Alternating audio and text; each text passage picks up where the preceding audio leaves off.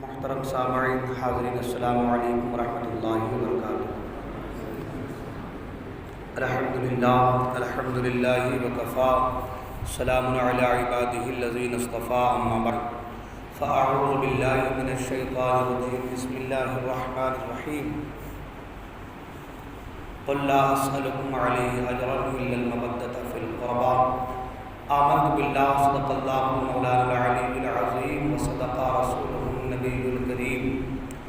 درود پاک پڑھیں، اللہم صلی علی سیدنا مولانا محمد معدن الجود والکرم، منبع العلم والحلم والحکم، وآلہ الکرام وابنہ الکریم، بارک وسلم صلی علیہ صلاۃ و سلام علیک یا رسول اللہ صلی اللہ تعالی علیہ وسلم۔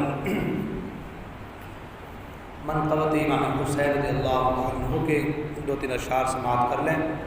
سب سے پہلے جو لوگ ادھر بیٹھے ہیں وہ یہاں آ کے بیٹھ جائیے، یہاں آ کے بیٹھ جائیں۔ نوجوان لوگ، میرے دوست جو ادھر بیٹھے ہیں وہ یہاں آ کے بیٹھ جائیں۔ پتہ نہیں کیا ہے مسجد میں ایسے دور دور لمبا بارڈر بنا کے بیٹھے رہتے ہیں، یہاں سامنے بیٹھنے کا شرم آتی ہے کیا؟ سامنے آ کے بیٹھ جائیے سب لوگ، اور قریب آ جائیے آپ لوگ، میرے ساتھ مل کے پڑھنے کی کوشش کریں، انشاءاللہ پڑھیں گے نا۔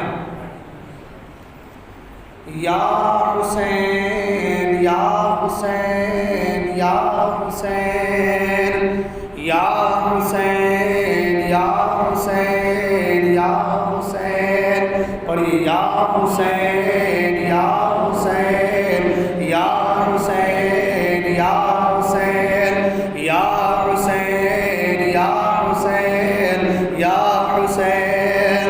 مولا کی محبت میں زبان کھول کے دیکھو، مولا کی محبت، مولا کی محبت میں زبان کھول کے دیکھو، مولا کی محبت میں زبان کھول کے دیکھو۔ ارے ملنا ہے خدا سے تو بس بول کے دیکھو، یا حسین یا حسین یا حسین یا حسین یا حسین یا حسین۔ دنیا ہے آپ کی، دنیا ہے آپ کی، یہ زمانہ ہے آپ کا، دنیا ہے آپ کی، یہ زمانہ ہے آپ کا، دنیا ہے آپ کی، یہ زمانہ ہے آپ کا۔ نبیوں کے جو نبی ہے وہ نانا ہے آپ کا، یا حسین یا حسین یا حسین یا حسین یا حسین۔ ایک دم ایک سما باندھ دیجیے، ایک سما، ایک دم بالکل آواز چاہیے، پڑھیے یا حسین یا حسین یا حسین۔ دنیا ہے آپ کی، یہ زمانہ ہے آپ کا، دنیا ہے آپ کی، یہ زمانہ ہے آپ کا۔ نبیوں کے جو نبی ہے وہ نانا ہے آپ کا، یا حسین یا حسین یا حسین یا حسین یا حسین یا حسین۔ ایمان یہ کہتا ہے میری جان آپ ہیں، ایمان یہ کہتا ہے میری جان آپ ہیں، ایمان یہ کہتا ہے میری جان آپ ہیں۔ پشت نبی پہ بولتا قرآن آپ ہیں، یا حسین یا حسین یا حسین یا حسین یا حسین یا حسین۔ عباس عباس کا علم کبھی جھکنے نہ پائے گا، عباس کا علم کبھی جھکنے نہ پائے گا، عباس کا علم کبھی جھکنے نہ پائے گا۔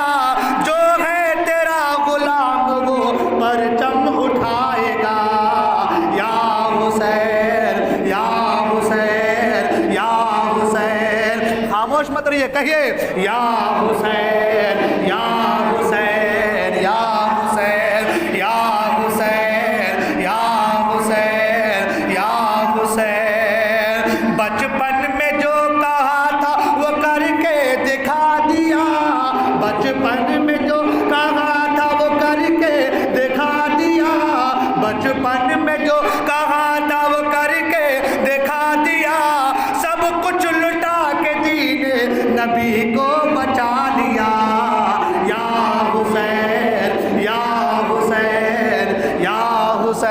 حسین، پڑھے نا، یا حسین یا حسین یا حسین، جو بھی غم حسین میں آنسو بہائے گا، جو بھی غم حسین میں آنسو بہائے گا، جو بھی غم حسین میں آنسو بہائے گا، ایمان کہہ رہا ہے وہ جنت میں جائے گا، یا حسین یا حسین یا حسین یا حسین یا حسین۔ درود پاک پر اللہم صلی علی سیدنا محمد معدن الجود والکرم منبع العلم والحلم والحکم والہ الکرام وابنہ الکریم بارک وسلم، صلو علیہ صلاۃ و سلام علیک یا رسول اللہ صلی اللہ تعالی علیہ وسلم۔ حضرات محترم، آج محرم الحرام شریف کی یہ چوتھی شب ہے، اور آج کا جو ہمارا موضوع ہے وہ ہے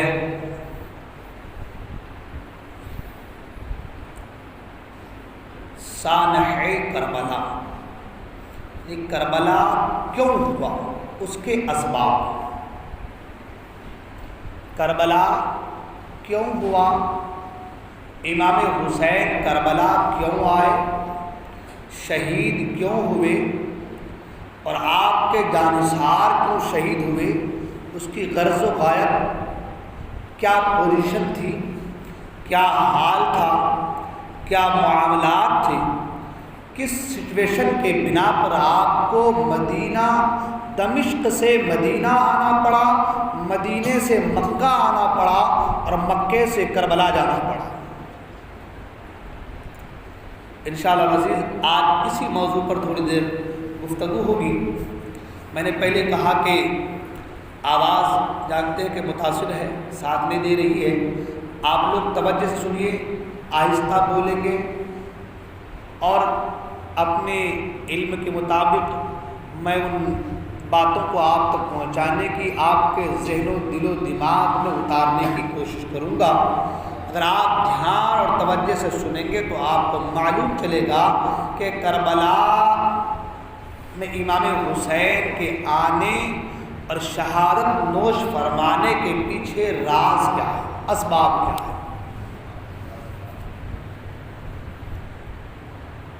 حضرات، میں تو وہ بتاؤں گا کہ اسباب کیا ہیں، اور یہ بھی بتاؤں گا کہ سن 60 ہجری کے معاملات کیا تھے، مگر سب سے پہلے یہ بتا دوں کہ امام حسین کو شہید ہونا تھا،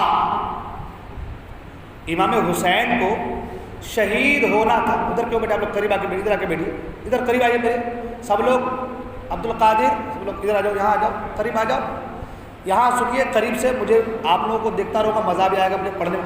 دیکھیں جتنے لوگ زیادہ ہوتے ہیں ذرا بولنے میں مزہ آتا ہے، کہ لوگ سن رہے ہیں تو پھر اپنے کو دل چاہتا ہے اور سنائیں، ہے نا۔ اور لوگ خاموش دور دور رہیں گے تو دل کہتا ہے لوگ سن رہے ہیں کہ نہیں سن رہے، تو پھر جتنی جلدی ہو سکے اس کو اپٹنے کی کوشش کرتے ہیں، ہے نا۔ مقرر کا انداز یہ ہوتا ہے، اب میں مقرر تو ہوں نہیں بڑا، مگر میں چاہتا ہوں کہ آپ لوگ سنیں گے تو میں سناؤں گا انشاءاللہ۔ بس امام حسین رضی اللہ تعالیٰ عنہ کے پیدا ہوتے ہی آپ کی شہادت کی خبر بھی مشہور ہو چکی تھی۔ اب جب شہادت کی خبر مشہور ہو چکی تھی تو شہید تو ہونا تھا بھائی۔ سب سے پہلی بات، سب سے بڑی بات کہ جب شہادت کی خبر سب تک پہنچ چکی تھی، سرکار نے فرما دیا تھا کہ یہ میرا بیٹا شہید ہوگا، تو اب اس میں کوئی دو رائے تو رہی نہیں، اب اس میں کوئی دو باتیں تو رہی نہیں، شہید تو ہونا ہے، مگر شہید کیسے ہونا ہے، اسباب کیا ہوں گے، وہ جو اسباب ہیں اس اسباب کا ذکر میں آج آپ کے سامنے کروں گا، ان سببوں کا ذکر میں آج آپ کے سامنے کروں گا۔ آپ کو پتا ہے کہ امام حسین رضی اللہ تعالی عنہ جیسے ہی پیدا ہوئے آپ کی شہادت کی خبر بھی لوگوں تک پہنچ چکی۔ سرکار عبد قرار صلی اللہ تعالی علیہ وسلم نماز فجر کے بعد اپنے صحابہ سے مخاطب ہوتے، حال چال پوچھتے، کیا حال ہے، کیا ہوا، کیا چل رہا ہے، کس کو کیا تکلیف ہے، کس کو کیا پریشانی ہے، کون کس مصیبت میں مبتلا ہے، سرکار حال چال پوچھتے۔ ایک دن فجر کی نماز پڑھنے کے بعد آقا کریم صلی اللہ علیہ وسلم نے حضرت علی کو مخاطب فرمایا، اور حضرت علی کو مخاطب کر کے قریب بلایا، اور بلانے کے بعد مخاطب کر کے کچھ فرمایا اور کہا، علی چلو فاطمہ کے گھر چلنا ہے، تمہارے گھر چلنا ہے۔ علی کو لے کر کے فاطمہ کے گھر آئے، علی کے گھر آئے، اور آنے کے بعد علی سے کہا، علی دروازے پر ٹھہر جاؤ، دروازے پر رک جاؤ، کسی کو اندر آنے مت دینا، اس لیے کہ امام حسین کی ولادت ہوئی ہے۔ سبحان اللہ۔ میرے آقا فرماتے حسین کی ولادت ہو رہی ہے، ولادت ہوئی ہے، اور فرشتے آسمان سے مبارکباد دینے آئے ہیں۔ سبحان اللہ۔ حسین دنیا میں آئے تو فرشتے مبارکباد دینے آئے۔ سبحان اللہ۔ ہم پیدا ہو تو ہمارا پڑوسی بھی مبارکباد نہ دے، اب بچے اتنے پیدا ہو رہے، کون کس کو مبارکباد دے؟ وہ تو خالو ہے، تایا ہے، ماموں ہے، پھپھا ہے، آئے مبارکباد دیے چلے گئے، مگر حسین اعظم کی وہ شان، وہ مقام کے فرشتے آسمان دنیا سے صرف اس لیے پرواز کر کے زمین پر آئے ہیں کہ آج حسین کی آمد ہو رہی ہے۔ سبحان اللہ۔ کہ آج حسین آ رہے ہیں۔ اللہ اکبر۔ فرشتے حسین کی آمد کی مبارکباد دینے کے لیے آئے ہیں، اور سرکار نے علی سے کہا، علی تم بھی دروازے پہ کھڑے رہو۔ علی باپ ہے نا، مولا کائنات باپ ہے نا، مگر سرکار علی تم بھی دروازے پہ رہو، کسی کو اندر آنے مت دینا۔ اب حضرت علی دروازے پہ کھڑے ہیں، حضرت ابو بکر صدیق آ گئے۔ سبحان اللہ۔ یار غار آئے۔ سبحان اللہ۔ یار مزار آئے۔ سبحان اللہ۔ صدیق آئے، حضرت علی سے کہا، علی کیا بات ہے؟ علی نے کہا، حسین کی آمد ہوئی ہے، فرشتے مبارکباد دینے آئے ہیں، اندر جانے کی کسی کو اجازت نہیں ہے، اندر جانے کی کسی کو اجازت نہیں ہے۔ اور حضرت علی خود فرماتے کہ اے ابو بکر، 4,24,000 فرشتے آئے ہیں۔ کتنے فرشتے؟ 4,24,000 فرشتے حسین کی آمد پر مبارکباد دینے آئے ہیں۔ سبحان اللہ۔ ابو بکر رکے، عمر آئے، دوسرے صحابہ آ گئے، سب دروازے پہ رکے ہیں، سرکار دروازے پہ تشریف لائے۔ سبحان اللہ۔ سرکار دروازے پہ تشریف لائے، اور آنے کے بعد علی مرتضیٰ کو مبارکباد دی۔ تمام صحابہ نے علی کو مبارکباد دی، مبارکباد پیش کی، اور ابو بکر صدیق نے کہا، یا رسول اللہ ہم آئے، علی نے کہا کہ اندر آنے کی اجازت نہیں ہے، اور علی نے یہ بھی کہا کہ 4,24,000 فرشتے آئے ہیں۔ سرکار نے پوچھا، اے علی تمہیں کیسے پتا کہ 4,24,000 فرشتے آئے ہیں؟ تمہیں کیسے خبر کہ 4,24,000 فرشتے آئے ہیں؟ تو علی عرض کرتے ہیں، یا رسول اللہ صلی اللہ علیہ وسلم میں آسمان سے فرشتوں کو اترتے دیکھ رہا تھا۔ علی فرماتے ہیں، یا رسول اللہ، عرض کرتے یا رسول اللہ میں آسمان سے فرشتوں کو اترتے دیکھ رہا تھا، اور فرشتے آپس میں بات کر رہے تھے، اور فرشتے تعداد بھی بیان کر رہے تھے۔ فرشتے کہہ رہے تھے، آج حسین اعظم کی ولادت کے موقع پر 4,24,000 فرشتوں کو اللہ نے اس لیے زمین پر بھیجا ہے کہ مبارکباد دے سرکار کو کہ آپ کا نواز آیا ہے۔ مبارکباد دے نبی آخر الزمان کو کہ یا رسول اللہ آپ کا پیارا نواز آیا ہے۔ سرکار نے فرمایا، بے شک میرا علی عقل سلیم اللہ نے اسے عطا کی ہے۔ سرکار نے فرمایا، ابو بکر علی بالکل ٹھیک کہہ رہا ہے۔ آقا نے فرمایا، ابو بکر علی بالکل ٹھیک کہہ رہا ہے۔ اور سرکار نے فرمایا، ابو بکر سنو، ایک واقعہ اور بھی امام حسین کی شہادت پر ایک واقعہ اور بھی پیش آیا. ابو بکر عرض کر دیا یا رسول اللہ فرمائے واقعہ کیا ہے, بتائیں کہ یا رسول اللہ واقعہ کیا ہے. میرے آقا فرماتے کہ ابو بکر سنو, ایک فرشتہ بھی مبارکباد دینے آیا ہے جو معذور ہے, میں نے اس فرشتے سے کہا کہ تمہاری حالت ہوئی کیسے؟ وہ فرشتہ عرض کرتا یا رسول اللہ صلی اللہ علیہ وسلم میں پہلے ملائکہ مقربین میں سے تھا, اللہ کے مقرب فرشتوں میں تھا. ایک دن ایسا آیا کہ آسمان کے دروازے کھلے تھے, میں نے زمین کی طرف جھانکا تو ایک معذور شخص مجھے نظر آیا تو میں نے کہا کہ یہ انسان معذور ہے, نہ ہاتھ ہے نہ پاؤں ہے, اسے جینے کی کیا ضرورت ہے, اس کا مر جانا بہتر ہے. یہ سوچا کہ اللہ تبارک و تعالیٰ نے مجھ پر یہ عطاب نازل کیا کہ مجھے معذور کر کے فلاں جزیرے میں لا کے ڈال دیا. اس سے پتہ یہ چلا کہ اگر کوئی معذور ہو, کوئی حقیر ہو تو اسے حقیر نہیں سمجھنی چاہیے. کوئی معذور ہو تو اسے کے اوپر اس کے ساتھ حقارت والا معاملہ نہیں کرنا چاہیے, حقارت کی نظر سے نہیں دیکھنا چاہیے. کسی کی آواز خراب, کسی کا گلا خراب, کسی کی آنکھ خراب, کسی کے ناک خراب, کسی کے کان خراب, کسی کا ہاتھ ٹوٹا, کسی کا پاؤں ٹوٹا, کوئی اندھا ہے, کوئی لکڑا ہے, کوئی اللہ ہے, کوئی نہ جانے کیا کیا ہے. اس کو اٹھا کے باہر پھینک دوں گا بھی, سمجھے کہ نہیں, مطلب نہ جانے کون کیا ہے. کسی کو حقارت سے نہ دیکھا جائے, اس لیے کہ اللہ نے وہ چیزیں اسے عطا کی ہیں. اللہ نے اسے اگر وہ کچھ کیا ہے, حکمت ہے اس میں بھی کچھ, راز ہے اس میں بھی کچھ, وہ راز وہی جانے. ہمیں یہ حق نہیں کہ ہم کسی کو تحقیر کی نظر سے دیکھیں, حقارت کی نظر سے دیکھیں, کسی کی تذلیل کریں, کسی کو اپنے سے کمتر سمجھیں, بلکہ جو اپنے کو سب سے کمتر سمجھتا ہے اللہ اسے عزت کا مقام عطا فرماتا ہے. جو شان جھکی رہتی ہے پھل اسی میں ہی لگتے ہیں. وہ فرشتہ کہتا ہے عرض کر دیا یا رسول اللہ صلی اللہ علیہ وسلم اللہ نے مجھے فلاں جزیرے میں ڈال دیا. آج فرشتے آ رہے تھے مبارکباد پیش کرنے کے لیے, میں نے فرشتوں سے کہا مجھے بھی لے کر کے چلو, تو فرشتے مجھے بھی لے کر کے آئے ہیں کہ میں مبارکباد پیش کروں.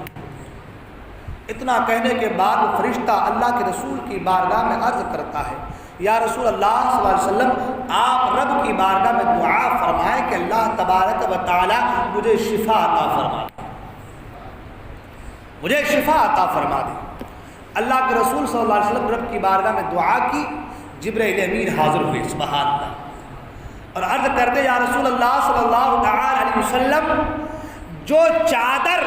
جو ریشمی چادر امام حسین کو لپٹی گئی ہے, اس ریشمی چادر کو اس فرشتے کو لگا دے, اللہ تعالی حسین اعظم سے لپٹی ہوئی چادر کے وسیلے سے اس فرشتے کو شفا عطا فرما دے گا.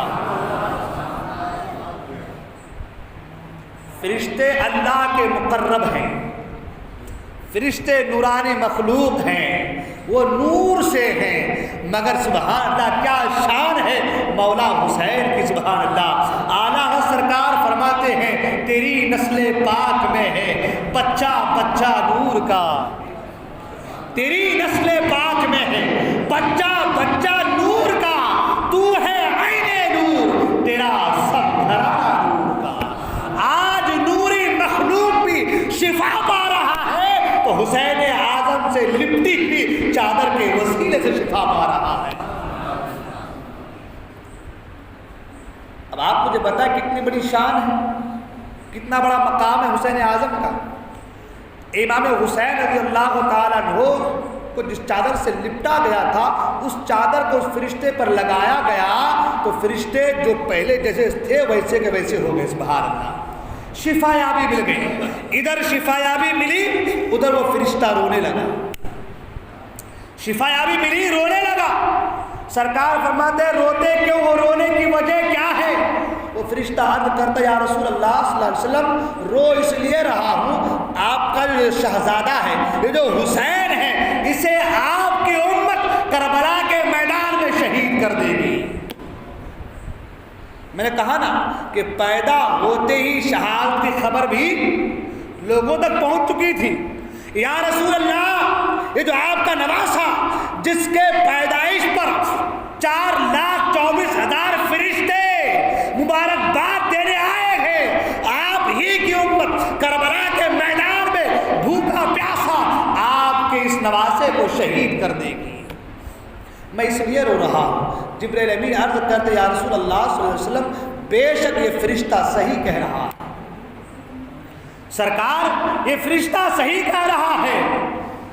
یا رسول اللہ صلی اللہ علیہ وسلم، امام حسین کی پیدائش سے 1000 سال پہلے اللہ نے اس فرشتے کو پیدا فرمایا ہے۔ کتنے سال پہلے؟ 1000 سال پہلے اللہ نے اس فرشتے کو پیدا فرمایا ہے، اور اس کی ڈیوٹی یہ ہے کہ امام حسین کی شہادت کے بعد یہ امام حسین کے سرانے کھڑے ہو جائے۔ سبحان اللہ! امام حسین کی شہادت کے بعد امام حسین کے مزار پروار پر کھڑا ہو جائے، اور کھڑا ہو کر کے اللہ کا ذکر کرتا رہے، یہ اس کی ڈیوٹی ہے، یہ اس فرشتے کی ڈیوٹی ہے۔ اللہ اکبر! اب آپ مجھے بتائیں، امام حسین پیدا ہو تو 4,24,000 فرشتے مبارکباد دینے آئے۔ امام حسین پیدا ہونے سے 1000 سال پہلے اللہ فرشتے کو پیدا فرمائے، اور امام حسین کی شہادت سے پہلے ہی فرشتہ مقرر فرما دے کہ جب میرے محبوب کا پیارا نواسا شہید ہو جائے، اس کی قبر پہ کھڑے ہو کر کے میری تسبیح و تحلیل بیان کرتے رہنا۔ کیا شان ہے میرے حسین کی! اسی لیے تو میرے آقا کریم صلی اللہ علیہ وسلم فرماتے ہیں کہ یہ دونوں میرے نواسے یہ جنتی پھول ہیں۔ سبحان اللہ! اور یہی وجہ ہے کہ سرکار نواسوں کو ہمیشہ سونگھا کرتے تھے، چوما کرتے تھے، چوسا کرتے تھے۔ حضرت ابو ہریرہ رضی اللہ تعالی خود راوی فرماتے ہیں، خدا کی قسم میں نے دیکھا کہ حسین اعظم سرکار کے پاؤں پر چڑھے، آگے بڑھتے رہے، آگے بڑھتے رہے۔ میرے آقا فرماتے ہیں، پیارے نواسے اور اوپر آ جا، اور اوپر آ جا، اور اوپر آ جا۔ عالم یہ کہ وہ چھوٹی چھوٹی سی ننھی قدموں کو لے کر کے سرکار کے سینے پر سوار ہو جاتے ہیں۔ سبحان اللہ! سرکار کی ڈاڑیوں سے کھیلتے ہیں، سرکار کے بالوں سے کھیلتے ہیں، سرکار کی ڈاڑیوں میں ہاتھ ڈالتے ہیں، سرکار کے سینے کو جو ہے سینے پر ہاتھ پھیرتے ہیں، اور سرکار امام حسین کے جو ہے مقدس زبان کو اپنے منہ میں ڈال کے چوسا کرتے ہیں۔ سبحان اللہ! اتنا پیار میرے آقا کو حسین اعظم سے ہے۔ سبحان اللہ! اللہ اکبر! یہ حسین اعظم کا مقام، سبحان اللہ! میں یہ عرض کر رہا تھا کہ حسین اعظم کے پیدا ہوتے ہی آپ کی شہادت کی خبر پھیل چکی تھی۔ اب یہاں پر ٹھہر کر ایک بات اور عرض کرتا چلوں، وہ بات یہ، امام حسین کے ساتھ جو بھی معاملات ہوئے وہ امیر معاویہ رضی اللہ تعالی عنہ کے وصال کے بعد کے معاملات ہیں۔ لوگ ان باتوں کو غلط ملت کر دیتے ہیں۔ کچھ لوگ امیر معاویہ کی شان میں نازیبہ کلمات کہتے ہیں، سنیں بالکل دل کے کانوں سے، امیر معاویہ رضی اللہ تعالیٰ صحابی رسول ہیں۔ کون ہیں؟ صحابی رسول ہیں۔ اور میرے آقا فرماتے ہیں، جس نے میرے کسی صحابی کو گالی دی اس پر اللہ کی لعنت، فرشتوں کی لعنت، ساری کائنات کی لعنت ہے اس بندے پر جس نے میرے کسی صحابہ کو گالی دی۔ اس لیے ہمیں یہ حق نہیں بنتا کہ ہم کسی صحابی کی شان میں ادنا بھی گستاخی کریں۔ اور امیر معاویہ صرف صحابی ہی نہیں، کاتب قرآن بھی ہے۔ سبحان اللہ! کاتب وحی الہی بھی ہے نا؟ جب قرآن کا نزول ہوتا تو اللہ کے رسول صلی اللہ علیہ وسلم فرماتے، دہراتے، امیر معاویہ اسے لکھا کرتے تھے۔ سبحان اللہ! اب آپ مجھے بتائیں کتنی بڑی شان ہے، کتنا بڑا مقام ہے۔ اور پھر امیر معاویہ رضی اللہ تعالیٰ عنہ ہمارے اور آپ کے آقا کریم صلی اللہ علیہ وسلم کے سالے صاحب ہیں۔ سبحان اللہ!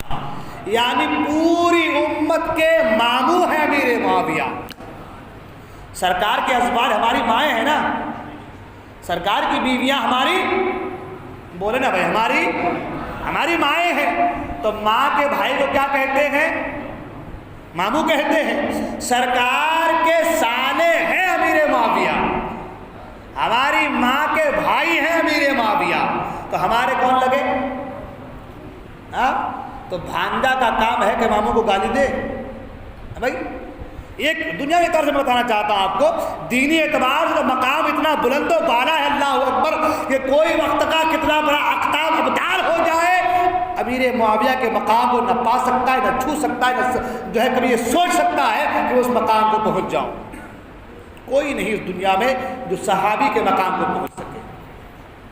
تو جو کچھ بھی معاملات ہوئے وہ امیر معاویہ رضی اللہ تعالی عنہ کے وصال کے بعد ہوئے۔ امیر معاویہ رضی اللہ تعالی عنہ تو اتنی محبت فرمایا کرتے تھے حسنین کریمین صلی اللہ اکبر۔ اچھا سب سے پہلے یہ سن لیں آپ، امیر معاویہ سے پہلے جو خلافت راشدہ ہے وہ امام حسن تک ہے۔ کن تک ہے؟ امام حسن تک۔ امیر معاویہ بادشاہ بنے مگر ان کی سلطنت کو سلطنت دنیاوی بھی کہا گیا ہے، مملکت کہا گیا ہے، دنیاوی بادشاہ کہا گیا ہے۔ دنیاوی بادشاہ سے مراد یہ کہ جو خلافت راشدہ ہے وہ امیر معاویہ سے پہلے یعنی امام حسن تک ہی محدود ہے۔ امیر معاویہ اگرچہ پوری دنیا میں جہاں جہاں مسلم ممالک مسلم سلطنتیں رہیں، مسلمان رہے، ان سب کے بادشاہ ہوئے، لیکن خلافت راشدہ میں ان کو گنا نہیں گیا ہے۔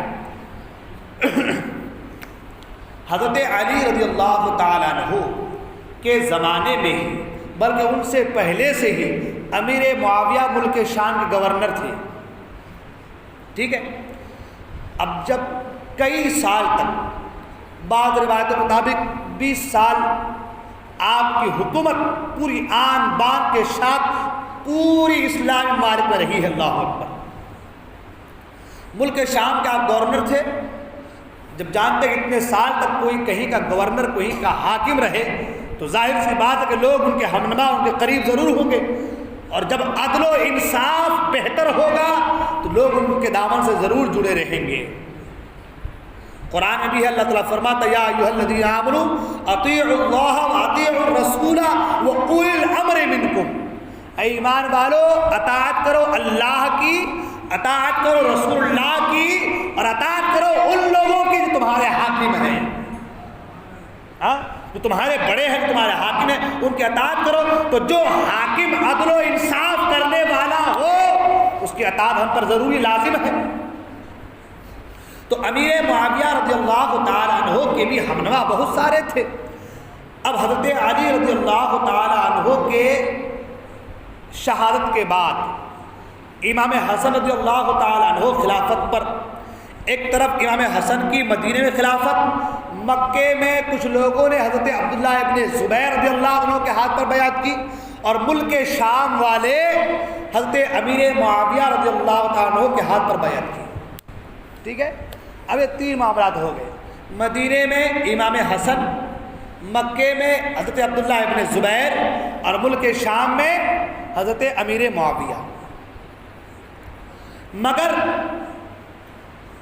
امیر معاویہ کی اللہ کے رسول صلی اللہ تعالی علیہ وسلم کی اہل بیت کے ساتھ اس قدر والہانہ محبت تھی کہ ہر لمحہ جب بھی کوئی آرڈر کوئی حکم دیتے تو پہلے ان شہزادگان سے پوچھتے پھر حکم دیتے پھر آرڈر کرتے تھے۔ یہ محبت تھی امیر معاویہ کی۔ امام حسن رضی اللہ تعالیٰ عنہ بعض روایتوں کے مطابق 6 مہینے یا 8 مہینے آپ نے حکومت کی، اور اپنے تمام ساتھیوں کو لے کے، بلکہ آپ دمشق گئے، ملک شام گئے، اور وہاں جانے کے بعد امیر معاویہ کے ہاتھ پر آپ نے بیعت کر لی۔ اور اس طریقے سے میرے آقا نے فرمایا تھا کہ میرا یہ بیٹا 2 گروہوں میں صلح فرما دے گا، سبحان اللہ، 2 گروہوں میں صلح فرما دے گا۔ وہ جو میرے آقا نے علم غیب، اپنے غیب کے علم سے میرے آقا نے جو فرمایا تھا، اس کارنامے کو امام حسن نے سچا کر کے بتایا، سبحان اللہ۔ 2 گروہوں میں صلح فرما دی، یعنی آپ نے بیعت کر لی۔ اب عالم یہ ہوا کہ پوری سلطنت اسلامیہ میں امیر معاویہ کی حکومت ہو گئی۔ پوری سلطنت اسلامیہ میں امیر معاویہ کی حکومت ہو گئی۔ میں یہ باتیں اس لیے بیان کر رہا ہوں کہ تاکہ تاریخ، کربلا کی تاریخ کا جو پس منظر ہے وہ میں آپ کے سامنے لا سکوں، کیا کیا وجوہات ہوئے تھے، کس بنا پر کربلا قائم ہوئی تھی، میں اس کو آپ کو بتانا چاہتا ہوں۔ امیر معاویہ رضی اللہ تعالی عنہ جب پوری سلطنت اسلامیہ کے بادشاہ بن گئے تو عالم یہ کہ امیر معاویہ رضی اللہ تعالی عنہ نے امام حسن رضی اللہ تعالی عنہ کا 1 لاکھ پر مہینہ وظیفہ مقرر فرمایا۔ سبحان اللہ۔ اب آپ مجھے بتائیے محبت نہیں ہے؟ کتنا؟ 1 لاکھ پر مہینہ وظیفہ مقرر فرمایا، بلکہ مدینہ منورہ کا آپ کو گورنر بنا دیا، حاکم بنا دیا، اور مدینہ منورہ کے خزانے بھی امیر معاویہ نے امام حسن کے سپرد فرما دی۔ سبحان اللہ۔ اب آپ مجھے بتائیں یہ محبت نہیں ہے؟ جب یہ محبت ہے اہل بیت اطہار سے تو پھر امیر معاویہ کی شان میں نازیبہ کلمات کہنا، گستاخیاں کرنا، بتاؤ کہ یہ لوگ کا ٹھکانہ کیا ہوگا؟ ان کا ٹھکانہ کیا ہوگا؟ امیر معاویہ رضی اللہ تعالی عنہ 1 لاکھ، بلکہ میں نے پڑھا ایک کتاب میں کہ ایک بار ایسا بھی ہوا کہ وظیفہ کے آنے میں مہینہ وظیفہ مقرر آتا تھا، ایک بار کچھ تاخیر ہو گئی، 1 ہفتہ، سرکار اقدس صلی اللہ علیہ وسلم امام حسن کے خواب میں آئے، سبحان اللہ، اور پوچھا کہ میرے بیٹے کیا حال ہے؟ سبحان اللہ، کیا حال ہے؟ امام حسن نے کہا، عرض کی، نانا جان اللہ کا شکر ہے، بس یہ ہے کہ جو ماہانہ وظیفہ ہے وہ ابھی تک آیا نہیں ہے۔ سرکار نے فرمایا کہ قلم کاغذ لا، لکھ دے، جو میں کہتا ہوں وہ لکھ دے۔ امام حسن نے لکھ دی، دعوات لائے، لکھ دی، جو کچھ بھی تھا ابھی لکھے تھے، اور اللہ کے رسول نے فرمایا صبر کرو، صبر کا دامن ہاتھوں سے چھوٹ نہ پائے۔ ابھی تلقین کیے، 1 ہفتے کے اندر 1 لاکھ ماہانہ وظیفہ مقرر تھا، اب 1 ہفتہ تاخیر ہوئی ہے تو 1 لاکھ نہیں بلکہ امیر معاویہ 1.5 لاکھ وظیفہ امام حسن کے لیے بھیج رہے ہیں۔ سبحان اللہ۔ یعنی سرکار نے ادھر خواب میں آنا تھا، ادھر امیر معاویہ کو معلوم پتہ ہونا تھا۔ سبحان اللہ۔ اب وہ جو تاخیر ہوئی 1 ہفتے کی، اس 1 ہفتے کی تاخیر کی وجہ سے معافی بھی چاہ رہے ہیں، اور 1 کی جگہ 50,000 اور زیادہ 1.5 لاکھ وظیفہ بھی امام حسن کے لیے بھیج رہے ہیں۔ سبحان اللہ۔ تو اب آپ مجھے بتائیں کہ یہ محبت ہے کہ نہیں امام حسن سے؟ محبت ہے نہیں تو ہم لوگوں کو کیا کرنا چاہیے؟ ان پاک ہستیوں کے تعلق سے نازیبہ کلمات کہنی چاہیے، یا ان کی شان، ان کے قصیدے بیان کرنا چاہیے؟ امیر معاویہ رضی اللہ تعالیٰ عنہ امام حسن رضی اللہ تعالیٰ عنہ کی تعظیم و تکریم کرتے رہے۔ جب آپ کا آخری وقت آیا، میں نے پہلے کہا کہ پوری سلطنت اسلامیہ کے آپ بادشاہ بن گئے، ہے نا؟ جب آپ کا آخری وقت آیا تو آپ نے اپنے بیٹے یزید پلید کو بلایا۔ اب بہت سے لوگ یہاں پر یزید کو رضی اللہ عنہ کہتے ہیں، معاذ اللہ، ہے نا؟ رضی اللہ عنہ کہتے ہیں۔ وہ کون لوگ ہیں؟ وہ ٹائی والے لوگ ہیں، وہ ٹائی والے لوگ ہیں، رضی اللہ عنہ کہتے ہیں۔ تو وہ جو ٹائی والے ہیں وہ بھی شرابی لوگ ہیں، یزید بھی شرابی تھا، وہ بھی پاپی لوگ ہیں، یزید پاپی تھا، ہاں بھائی، وہ بھی بدبخت لوگ ہیں، یزید بدبخت تھا، ہاں بھائی۔ تو جو جیسا ہوگا ویسے ہی کو فالو کرے گا۔ ہم لوگ حسین والے ہیں تو حسین کو فالو کریں گے، یہ یزیدی کمبخت ان کے گروہ کے، ان کے ماننے والے ہیں، انہیں کو فالو کر رہا ہے۔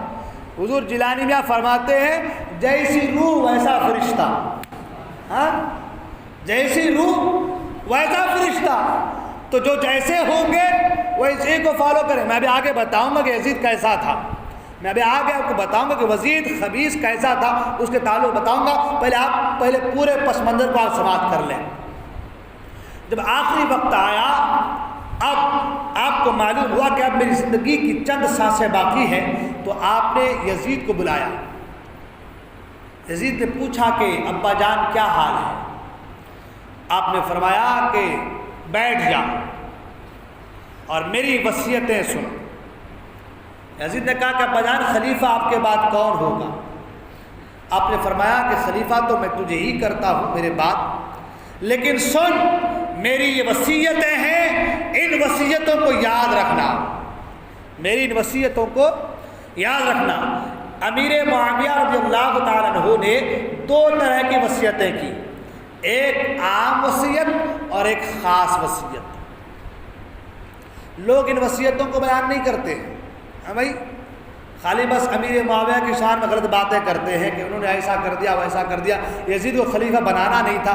ارے نادان، یہ بھی حکمت الہی ہے، یہ مشیت الہی ہے کہ امام حسین کو کربلا جانا ہے، کربلا میں شہید ہونا ہے، دین کی خاطر سر کو کٹانا ہے، یہ مشیت الہی ہے۔ یہ جو حالات پیدا ہوئے نا، اس میں ہمارا اور آپ کا زور نہیں ہے، ہمارا اور آپ کا زور، تقدیر سب کی لکھ دی گئی ہے، وہ جو کرنے والا تھا، جو ہونے والا تھا، جو ہوگا، جو قیامت تک ہوگا، وہ لکھ دیا گیا ہے۔ ذالک تقدیر العزیز العلیم۔ کا بیٹا دو طرح کی وصیت ہے، ایک عام اور ایک خاص۔ عام وصیت یہ ہے کہ بیٹا بادشاہ بننے کے بعد غرور نہ کرنا، تکبر نہ کرنا، عدل و انصاف کرنا۔ ہر ذی روح کو موت ہے، ہر ایک کو اس کی بارگاہ میں جانا ہے۔ جو لوگ عدل و انصاف قائم کیے وہ جنت میں جائیں گے، اور جنہوں نے اپنی رعایا پر ظلم کی اس کا ٹھکانہ جہنم ہوگا۔ تو اے میرے بیٹے، اپنی بادشاہی، اپنے تاج کی خاطر کہیں رعایا پر ظلم نہ ہونا، ظلم نہ کرنا، ظلم نہ ہونے دینا، اپنی رعایا کے ساتھ اچھا سلوک کرنا، اچھا برتاؤ کرنا، ان کا خیال رکھنا، یہ میری تم کو رعایا کے تعلق سے وصیت ہے۔ اس کے بعد امیر معاویہ نے ایک خاص وصیت فرمائی، اور خاص وصیت یہ فرمائی کہ میرے بیٹے سن، یہ خاص وصیت یہ ہے کہ یہ جو تخت و تاج ہے، یہ جو خلافت ہے، اس کے حقدار ہم نہیں ہیں، اس کے حقدار اہل بیت اطہار ہیں۔ امیر معاویہ نے فرمایا اس کے حقدار اہل بیت اطہار ہیں، اس کے ہم حقدار نہیں ہیں، وہ حقدار ہیں۔ یہ تو ان کے قدموں کی ٹھوکروں کی وجہ سے ہمیں نصیب ہو چکی ہے۔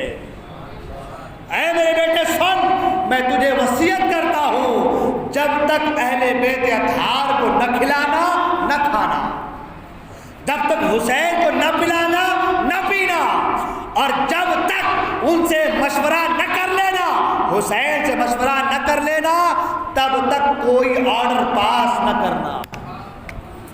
یہ کن کی وصیتیں تھیں؟ امیر معاویہ کی۔ یہ کن کی وصیتیں ہیں؟ امیر معاویہ کی۔ آپ نے فرمایا میرے بیٹے، اللہ نے ان لوگوں کی محبت ہمارے اوپر واجب قرار دی ہے، اس لیے ان کی محبت کو سینے سے نکلنے نہ دینا۔ اگر ان کی محبت سینے سے نکل گئی تو سمجھو کہ تم برباد ہو جاؤ گے، ہلاک ہو جاؤ گے۔ یہ امیر معاویہ کی وصیتیں ہیں یزید کے لیے، کہا میرے بیٹے ان سے محبت کرتے رہنا۔ اور خود امیر معاویہ جب امام حسین کو دمشق بلائے تو جب تخت پر بیٹھتے تو اپنے دائیں جانب حسین اعظم کو بٹھاتے، سبحان اللہ، حسین کی کرسی اپنی کرسی کے ساتھ لگاتے اور حسین سے مشورہ کرتے، حسین جو مشورہ دیتا اس مشورے پر امیر معاویہ عمل کرتے، سبحان اللہ۔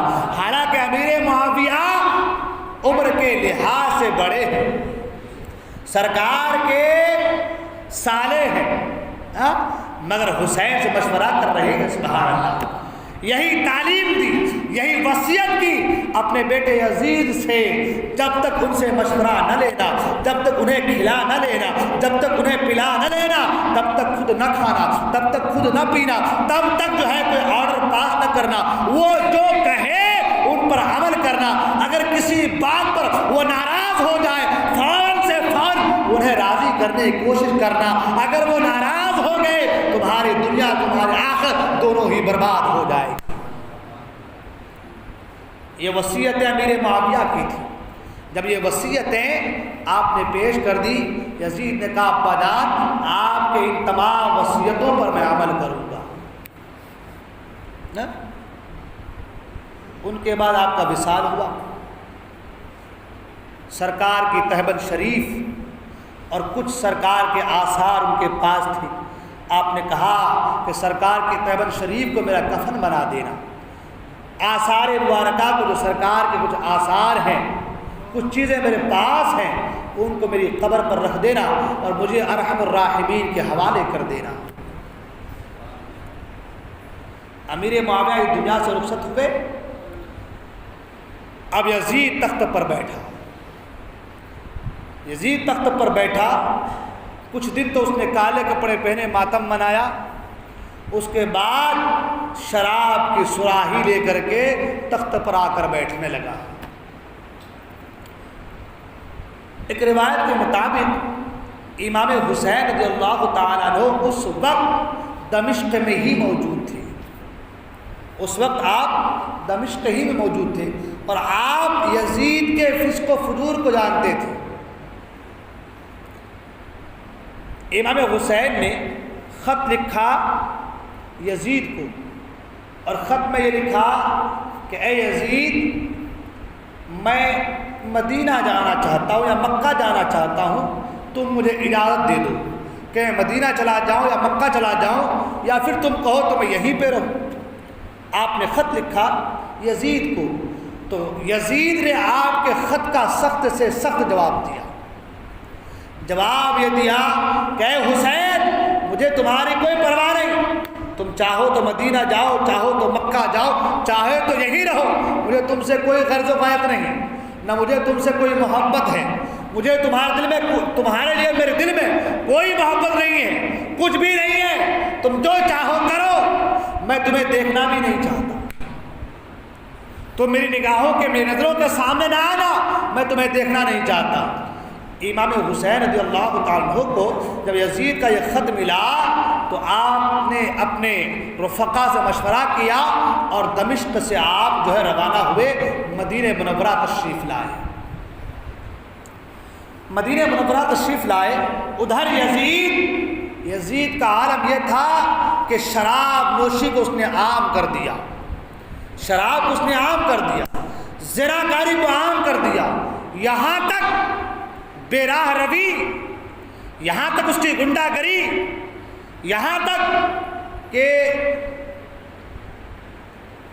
بہن اور ماں بیٹیوں سے زناکاری کرنے لگا معاذ اللہ۔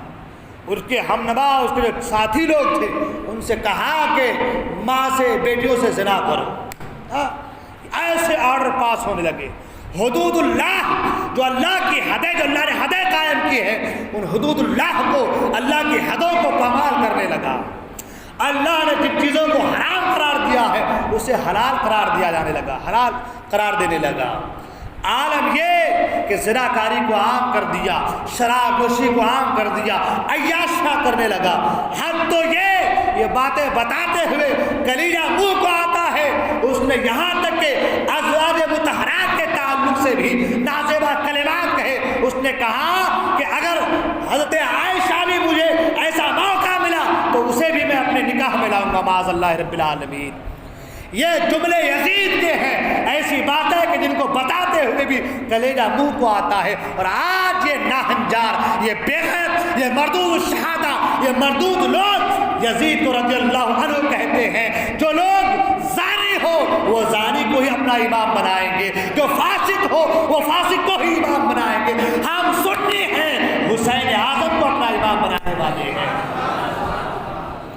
اب آپ مجھے بتائیں، جو حدود اللہ کو پامال کرے، جو اللہ کی حرام کردہ چیزوں کو حلال قرار دے، جو ماں بہن بیٹیوں کے ساتھ زناکاری کرے، حسین اعظم جو سرکار اعظم کے پروردہ ہیں، سرکار کی بارگاہ میں، سرکار کے گود میں پرورش پانے والے ہیں، وہ کب ایسی باتوں کے تعلق سے جو ہے اجازت دیں گے اور کب ایسی باتوں کو آزاد کرنے والے، ایجاد کرنے والے، حدود اللہ کو پامال کرنے والے ایسے لوگوں کے ہاتھ پر بیعت کریں گے؟ ایسا کیسے ہو سکتا ہے؟ ایسا تو امپاسبل ہے، ایسا نہیں ہو سکتا۔ اب یزید یہ ساری خرافاتیں کرنے لگا۔ امام حسین رضی اللہ تعالیٰ عنہ نے اپنے رفقا سے کہا سنو، میں نے میرے آقا سے سنا، میرے نانا جان سے سنا۔ سبحان اللہ۔ حسین اعظم فرماتے ہیں میں نے میرے نانا جان سے سنا، اگر کوئی بادشاہ حدود اللہ کو پامال کرے، میں کربلا کے پس منظر کو بیان کر رہا ہوں، کربلا کیوں، کس لیے اور کیوں کربلا گئے، کیوں شہید ہوئے، بس 2 جملے میں آپ سنیں، پھر انشاءاللہ آگے بات ہوگی۔ امام حسین فرماتے ہیں میں نے میرے نانا جان سے سنا، میرے آقا فرماتے ہیں کہ جو بادشاہ حدود اللہ کو پامال کرے، اللہ کی حرام کردہ چیزوں کو حلال ٹھہرائے، جو فسق و فجور کو عام کرے، جو گناہوں کو، زنا کو عام کرے، میرے آقا فرماتے ہیں جو بادشاہ ایسا کرے اور کوئی روکنے والا اسے اپنے قول و فعل سے نہ روکے، اپنی زبان سے، اپنے فعل سے، چاہے تو تلوار سے، چاہے تو زبان سے، اس قول و فعل سے اس بادشاہ کو نہ روکے، اگر وہ ایسا نہ کرے تو میرے آقا فرماتے ہیں جو عذاب اس بادشاہ پر نازل ہوگا وہی عذاب اللہ تعالیٰ اس چپ رہنے والے پر بھی نازل فرمائے گا۔ تو امام حسین نے فرمایا کہ اب میرے لیے ضروری بن گیا کہ جو حدود اللہ کو پامال کرے میں اپنے قول و فعل کے ذریعے سے اسے، اپنے قول و فعل کے ذریعے سے اسے حدود اللہ کو پامال کرنے سے روکوں، اللہ کی حرام کردہ چیزوں کو اگر وہ حلال قرار دے رہا ہے تو میں اسے روکوں، یہ میری ذمہ داری ہے، یہ میری ذمہ داری بنتی ہے۔ تو امام حسین رضی اللہ تعالیٰ عنہ اس یزید، اس فاسق و فاجر کے فسق و فجور سے اسے روکنا چاہا، اور یزید کو معلوم ہو گیا کہ مجھے روکنے والے یہ 2-3 لوگ ہیں، مجھے روکنے والے یہ 2-3 لوگ ہیں۔ نمبر 1 پہ امام حسین ہے، نمبر 2 پر عبداللہ ابن زبیر ہے، حضرت عبداللہ ابن عمر ہے، حضرت عبد الرحمن بن ابو بکر ہے۔ یہ 4 پاک ہستیاں ہیں جو سب سے پہلے میرے راستے پہ آئیں گے۔ تو یزید نے سب سے پہلے انہی لوگوں کی بیعت اور دستخط لینے کی مہم چلائی۔ کربلا کیوں قائم ہوا، اسباب کربلا کیا ہے وہ بیان کر رہا ہوں میں۔ کربلا میں امام حسین گئے، کیوں گئے؟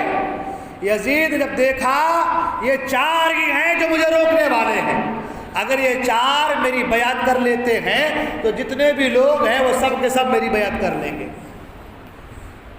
آپ جانتے ہیں یزید بندروں کی ناچ دیکھتا تھا، بندروں کو پالتا تھا، اس کی ناچ دیکھتا تھا، اس کو لڑاتا تھا، مرغوں کو پال کر مرغوں کی کشتیاں لڑاتا تھا، یہی اس کا کام تھا۔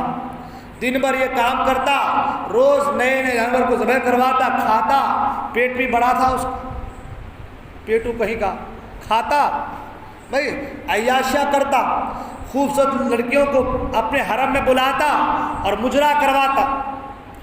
مطلب یہ کہ جو حدود اللہ تھے اس کو سرے سے پامال کرنے لگا۔ تو امام حسین رضی اللہ تعالیٰ عنہ کیسے ان باتوں کی اجازت دیتے، کیسے ان کے ہاتھ پر بیعت کرتے؟ آج لوگ کہتے ہیں نا امام حسین کربلا گئے تھے، جان دے دی، بیعت کر لیتے کیا ہوتا، بیعت کر لیتے کیا ہوتا؟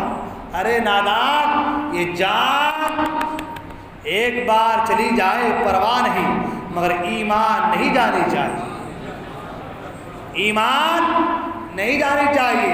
جان دی ہوئی اسی کی تھی، تو اسی نے دیا ہے نا، اسی کی تھی، اس نے دیا، لے گا بھی وہی، مگر حق تو یہ ہے کہ حق ادا نہ ہوا۔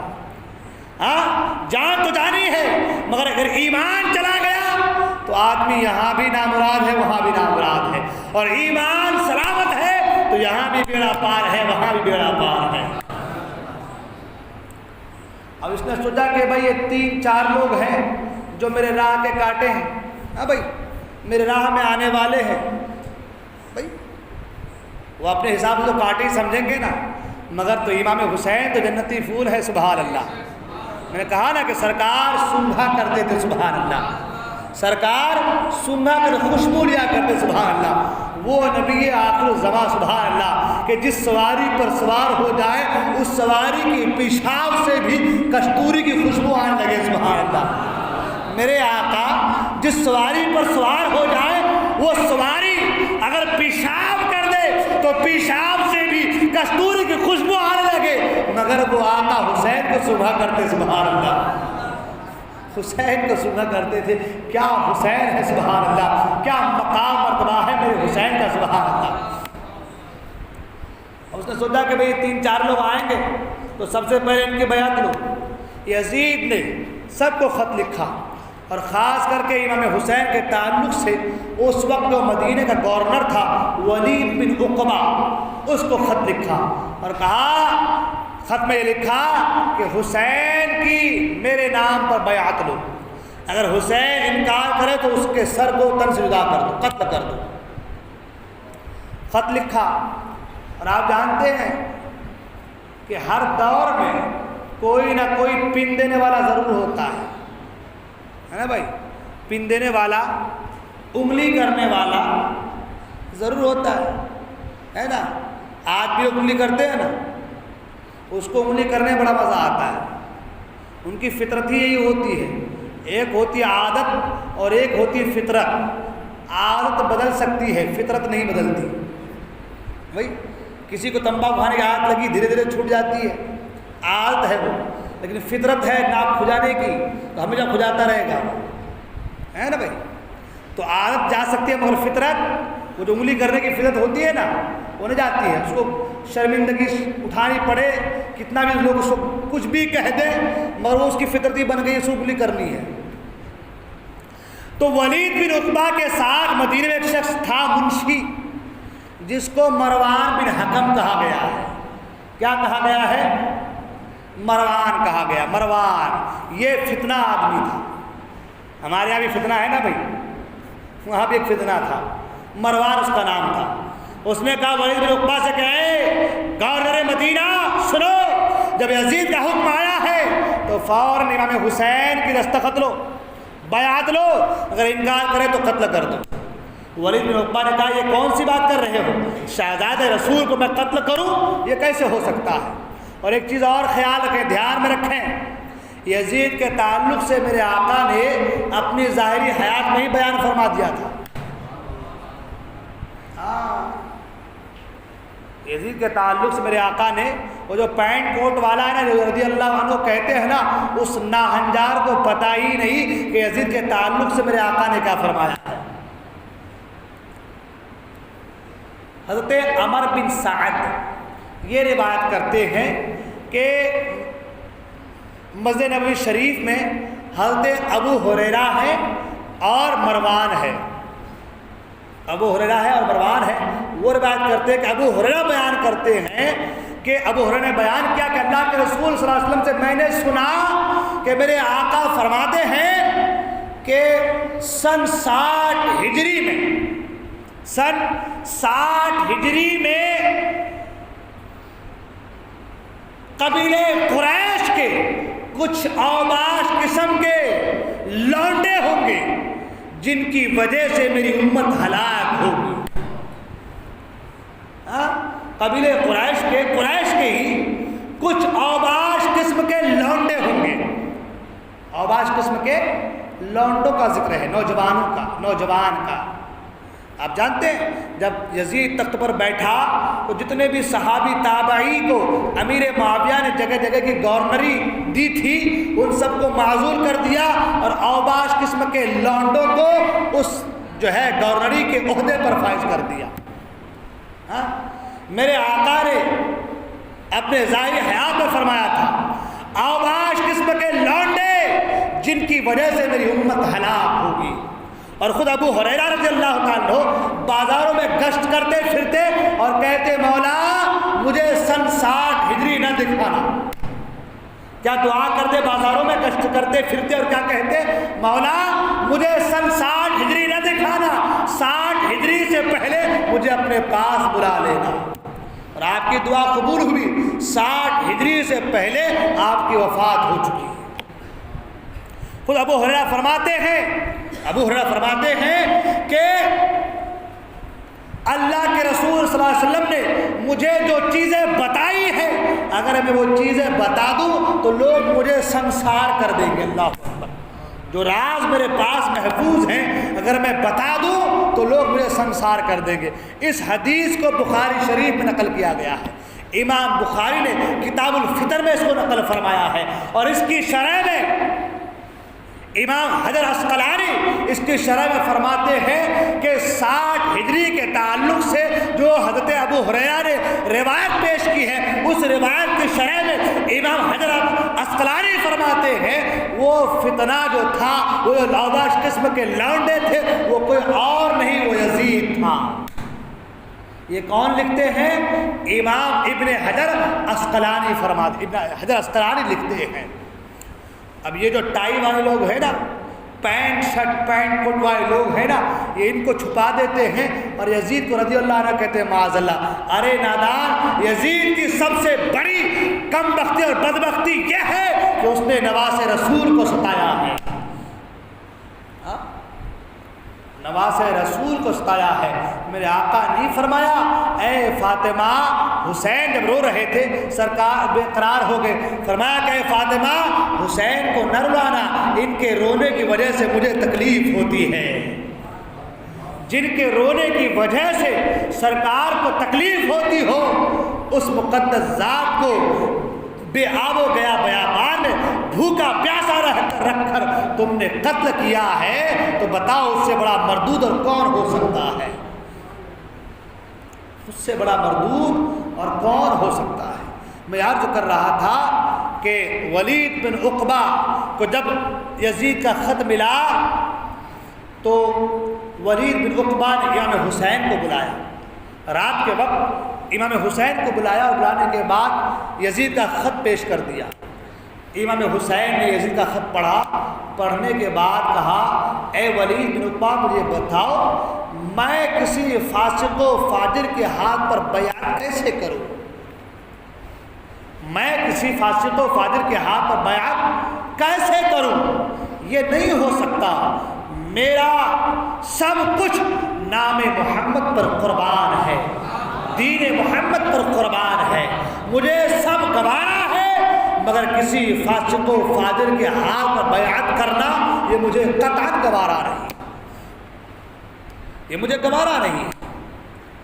ولید بن عقبہ نے کہا کہ حضور ایک بار اور آپ یزید کے خط کو پڑھنے کے بعد اور آپ کچھ دیر توقف فرما کر جو ہے اپنا فیصلہ لیں، اپنا فیصلہ مجھے سنائیں۔ سرکار نے فرمایا میرا فیصلہ وہی ہے جو اٹل فیصلہ ہے۔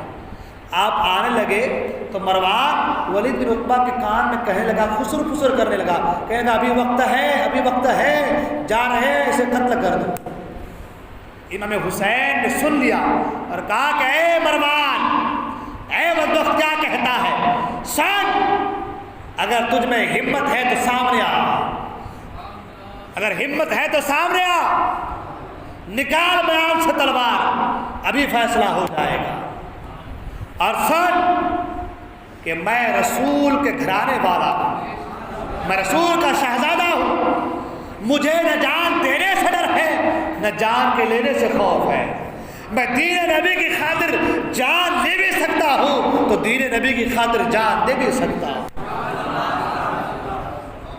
آپ نے یہ کہا اور واپس آ گئے، آپ نے یہ کہا اور واپس آ گئے۔ ادھر ولید بن عقبہ جو کہ صلح پسند تھے، اس نے صلح کرنا چاہا، صلح کرانا چاہا، کسی طریقے سے بات صلح ہو جائے، مگر امام حسین رضی اللہ تعالیٰ عنہ حق کے ساتھ ہیں اور حق ان کے ساتھ ہے۔ سبحان اللہ، وہ حق کے ساتھ اور حق ان کے ساتھ ہے۔ سبحان اللہ، کب باطل کے سامنے جھکنے والے ہیں۔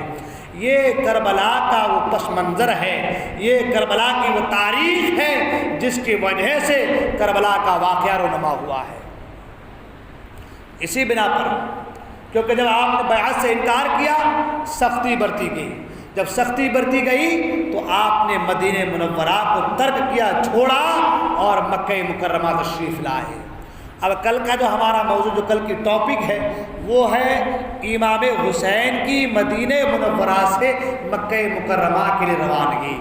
تو میں انشاءاللہ آگے کے واقعات کو کل بیان پیش کروں گا انشاءاللہ۔ آج صرف یہ بات مجھے آپ کے ذہن دل و دماغ میں اتارنی ہے، وہ یہ کہ امام حسین رضی اللہ تعالیٰ عنہ نے انہی باتوں کو مد نظر رکھتے ہوئے مدینہ منورہ کو چھوڑا، مکہ پہنچے اور مکہ مکرمہ سے کربلا مقدسہ پہنچے۔ یہ کربلا کے واقعات کے تاریخی پس منظر ہے، ہمیں ان تاریخوں کو اپنے نگاہوں کے، اپنے نظروں کے سامنے رکھنی ہے اور یہ سوچنا ہے کہ حق امام حسین کے ساتھ تھا۔ امام حسین نے وہی کیا جو اللہ کے رسول صلی اللہ علیہ وسلم چاہتے تھے اور جو مشیت الہی تھی، مشیت الہی کے مطابق اور سرکار کے فرمان کے مطابق امام حسین نے اپنا قدم آگے بڑھایا ہے۔